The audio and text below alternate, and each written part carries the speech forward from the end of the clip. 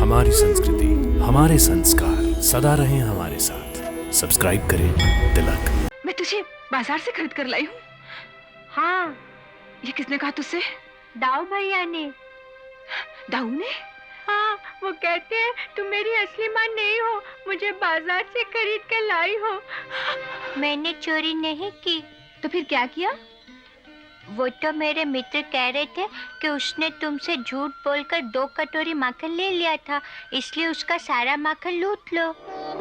देखो राधे, ये हमारी यमुना जी हैं।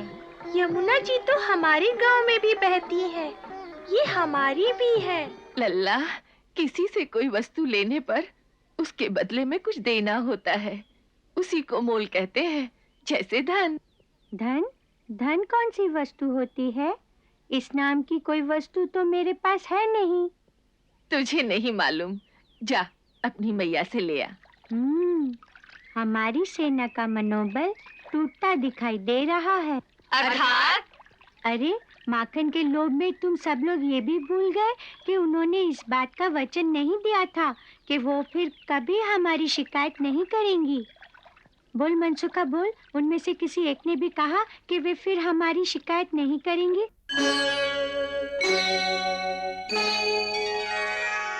तुझे कहा ना मैंने, मुझे मत सता।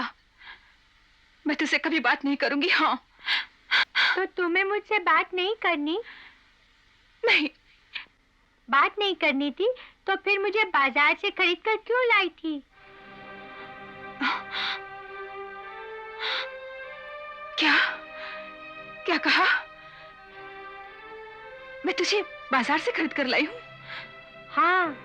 ये किसने कहा तुझसे? दाऊ भैया ने। दाऊ ने? हाँ, वो कहते हैं तुम मेरी असली माँ नहीं हो, मुझे बाजार से खरीद कर लाई हो। मुझे यहाँ नहीं रहना, मुझे मेरी असली माँ के पास भेज दो। मैं तुम्हारा असली बेटा नहीं हूँ, इसीलिए इतना क्रोध करती हो मुझ पर।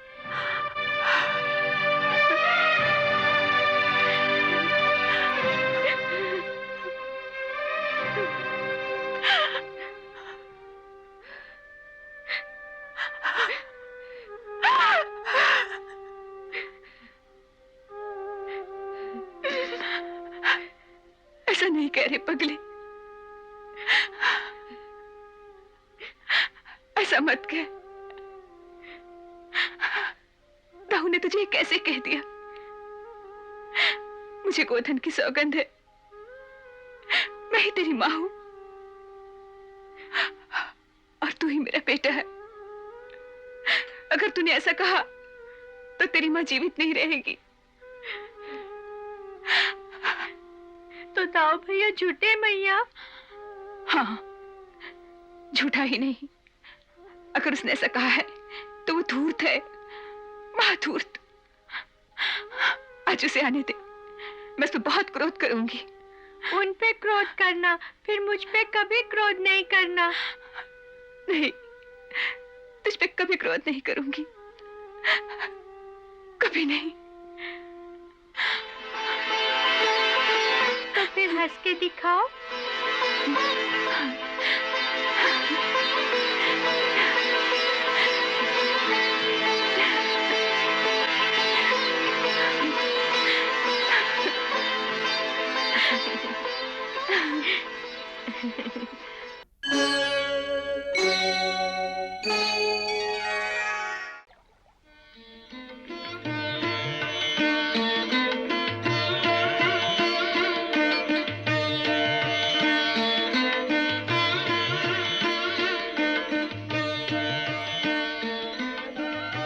अरे हाँ, सुना तुमने अपने लल्ला का नया चमत्कार? अब क्या कर दिया इसने?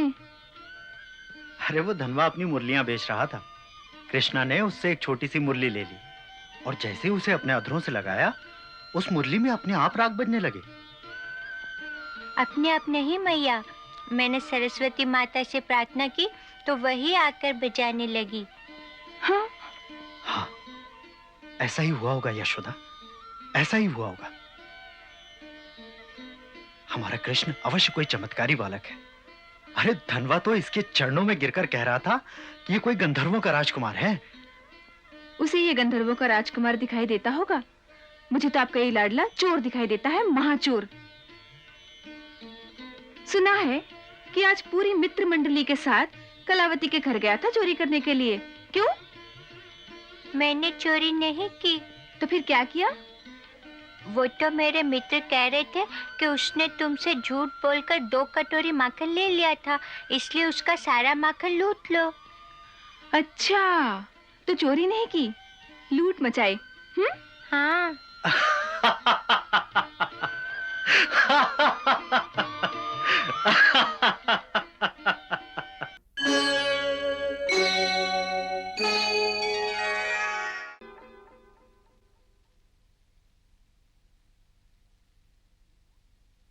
आओ, देखो लल्ला,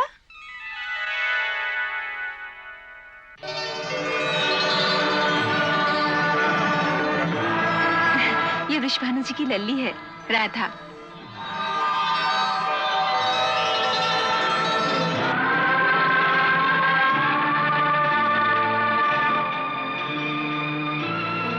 तुम्हारे बाबा ने कहा है कि तुम इसे अपने संग ले जाओ खेलने के लिए। अच्छा मैया, चलो। गोकुल देखने आई है ना? और देखो, बहुत दूर नहीं जाना। अगर किसी नदी नाले के पास जाओ तो इसका हाथ पकड़ लेना, कहीं गिर विर ना जाए। मैया, मैं अभी से इसका हाथ पकड़ लूं? हाँ हाँ, पकड़ लो, लेकिन बाद में छोड़ना नहीं।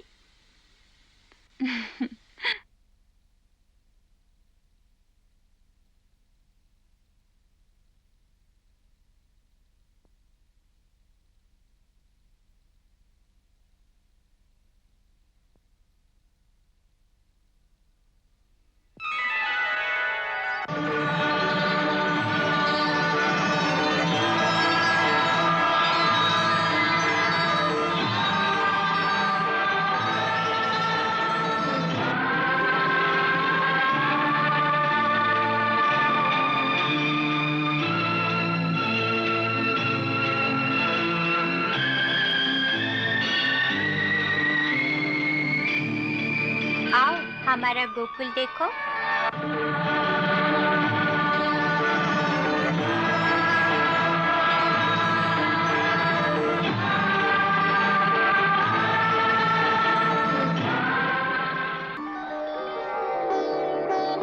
देखो राधे, ये हमारी यमुना जी हैं।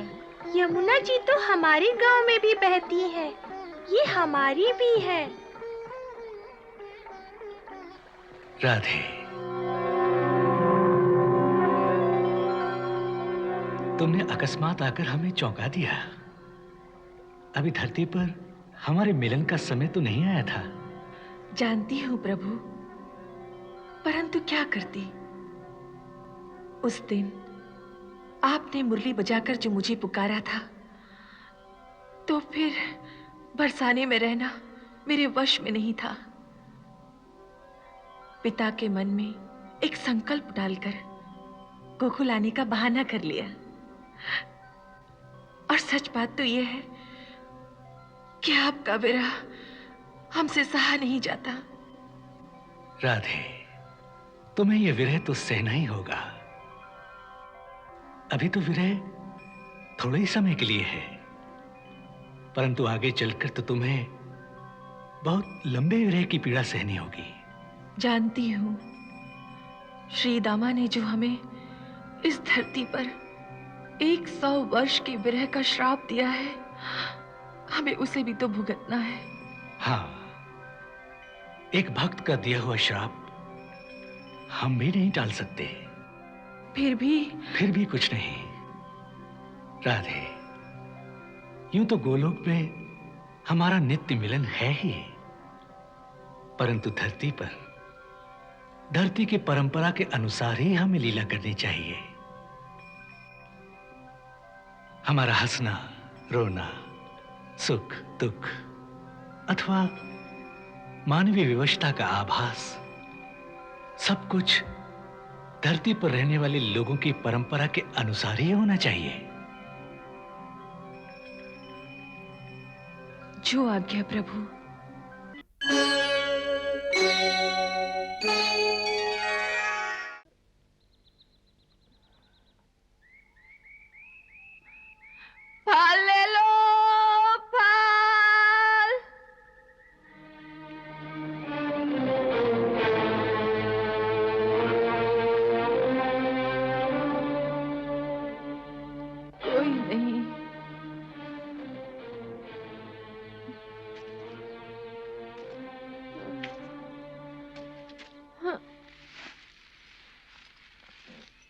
हे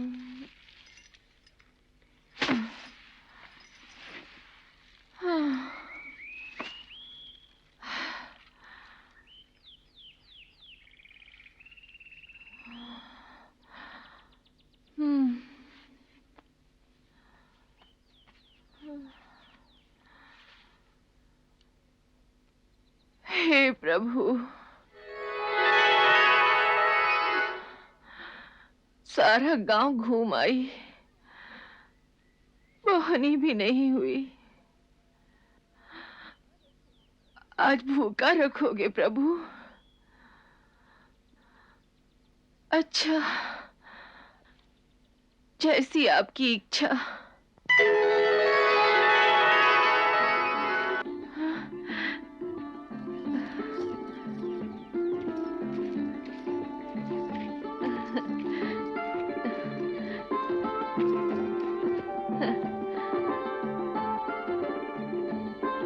ये फल मीठे हैं। हाँ, बहुत मीठे हैं। लोगे? हाँ। कितने? तुम कितने दोगी? जितने फलों का मोल दोगे उतने फल दे दूंगी। मोल? मोल क्या होता है? मोल नहीं समझते? नहीं। कितने भोले हो लल्ला। किसी से कोई वस्तु लेने पर उसके बदले में कुछ देना होता है, उसी को मोल कहते हैं। जैसे धन। धन? धन कौन सी वस्तु होती है? इस नाम की कोई वस्तु तो मेरे पास है नहीं। तुझे नहीं मालूम? जा अपनी मैया से ले आ। मैया तो जमुना स्नान को गई है। घर में कुछ धान है? हाँ, बहुत सा है। तो जा थोड़ा सा धान ले आ, वही मोल होगा। फल वाली, तू कैसी है? मेरी मैया तो मुझे इतनी वस्तु देती है पर कोई मोल नहीं लेती। हाँ। ग्वाली ने इतना माखन देती है पर कोई मोल नहीं लेती। हाँ, केवल इतना ही कहती है कि हमारी गोद में बैठकर हमें भी मैया कह दे। हाँ। तुम्हारी गोद में बैठकर तुम्हें भी मैया कह दूं तो फल दे दोगी?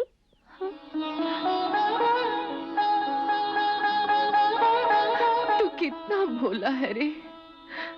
यदि मैं चाहूं तो भी ये मेरे भाग्य में नहीं कि तेरे जैसा मनमोहन मेरी गोदी में बैठकर मुझे माँ कहे। क्यों? क्योंकि मैं चांडाल जाति की हूँ। एक चांडाली तुम जैसे उच्च वर्ग के बालक को अपनी गोदी में कैसे बैठा सकती हूँ? ऐसे? अरे अरे, ये क्या करते हो लल्ला? किसी ने देख लिया तो अनर्थ हो जाएगा। क्यों हो जाएगा? चंडाली क्या मनुष्य नहीं होती? ऊंची जाति छोटी जाति का भेद मुझे नहीं पता। मेरे तो सारे सखा भी छोटी जाति के हैं। तू भी तो मेरी मैया जैसी लगती है।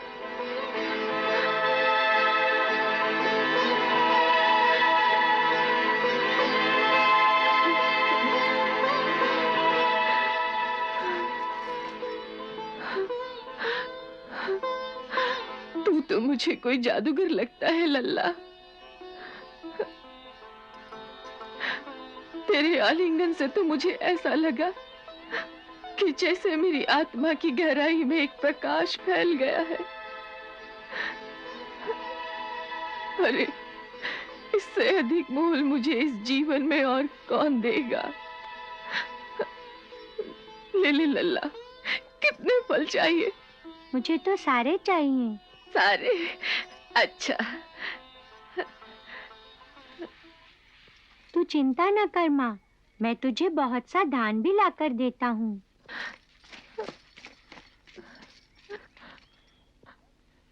अब धान की आवश्यकता नहीं लल्ला।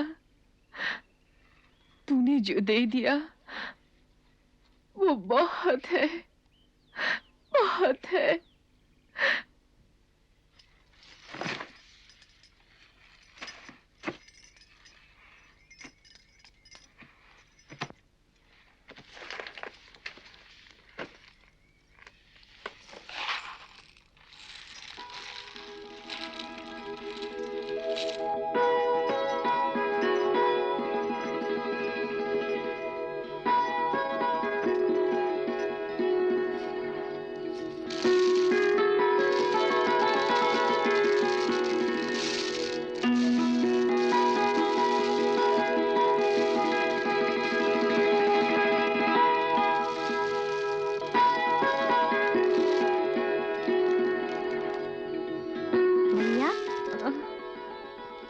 कितना धान ले आया हूँ तुम्हारे लिए। लो।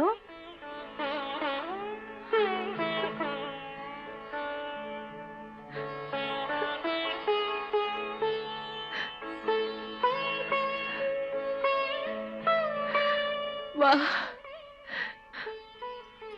कितना धान ले आया रे। भर के लाया था माँ, रास्ते में सारे गिर गए, केवल इतने ही बचे। मेरे लिए तो इतना ही बहुत है। मेरी टोकरी तो इन्हीं से भर जाएगी। ला।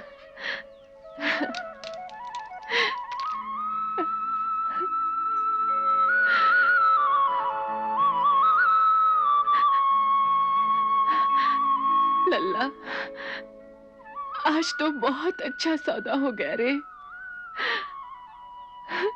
बड़ा अच्छा सौदा हो गया रे, बड़ा अच्छा सौदा हो गया।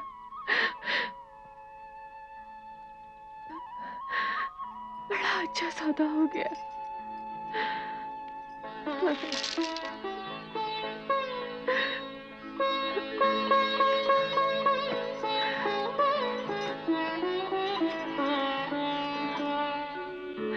ले, तेरे फल ले, ले ले। बहुत अच्छा सौदा हो गया, बड़ा अच्छा सौदा हो गया। बड़ा अच्छा सौदा हो गया, बड़ा अच्छा सौदा हो गया, बड़ा अच्छा सौदा हो गया, बड़ा अच्छा सौदा हो गया।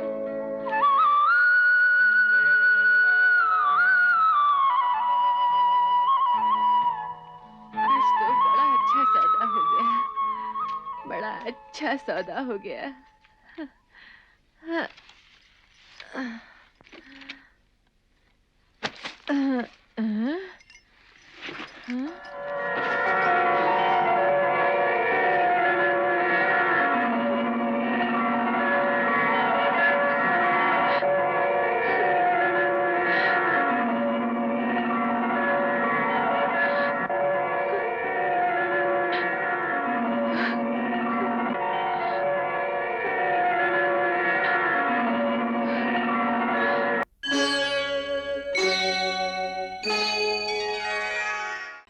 फिर उसने ये भी कहा कि युद्ध के बाद जो संधि होती है वो पक्की होती है, क्योंकि दोनों को एक दूसरे की ताकत का पूरा अनुभव हो जाता है।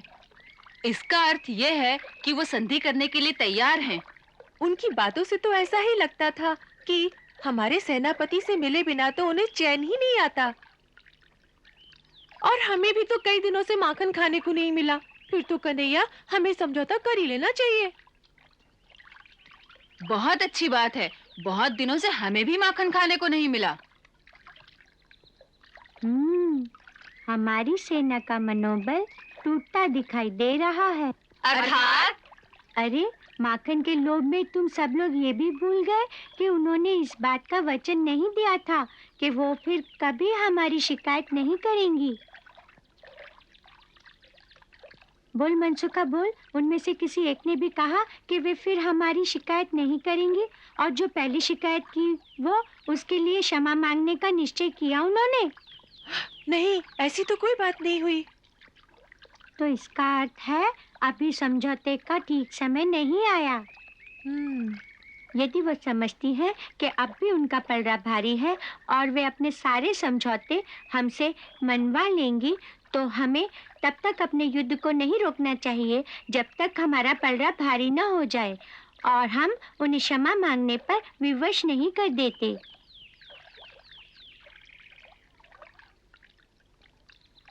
तो इसका अर्थ ये युद्ध बहुत लंबा होगा? नहीं, अब ऐसा नहीं होगा। मुझे अब एक ऐसी चाल सूझी है कि हमारे एक ही हल्ले में वो अपने सारे दाव पेच भूलकर हमारी शरण में आ जाएंगी, क्योंकि प्रेम की एक ही रीत है, संपूर्ण समर्पण। परंतु वो योजना है क्या सेनापति जी? देखो, इन दिनों अधिक मास चल रहा है, इसलिए वो सब ग्वालिनें कात्यायनी माँ का व्रत रखती हैं और वन में उस पीपल के वृक्ष के नीचे माता के मंदिर में पूजा के लिए जाती हैं। कल सवेरे वहीं चलो और जैसा मैं कहूँ वैसा ही करो।